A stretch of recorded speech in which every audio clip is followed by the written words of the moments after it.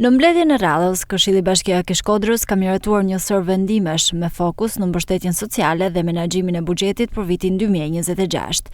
Një ndër vendimet kryesore lidhet me përdorimin e një fondi shtesë deri në 6% mbi fondin e kushtëzuar për ndihmën ekonomike për muajin mars, me synim rritjen e mbështetjes për familjet në nevojë. Po ashtu, Këshilli miratoi dhënien e ndihmës financiare për qytetarët e dëmtuar nga zjarri, duke adresuar situata emergjente në territor.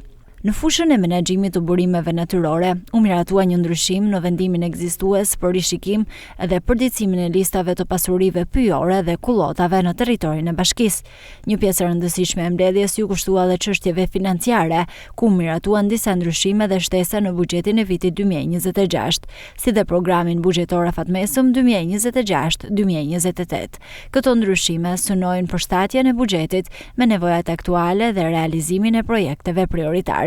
Gjithashtu, Këshilli dha miratimin për ndryshimin në planin buxhetor për të mbuluar detyrimet që rrjedhin nga projekti Shtëpia që ndërton të ardhmen, i cili parashikon rikonstruksionin e shtëpisë së fëmijës për moshat 6 deri në 15 vjeç.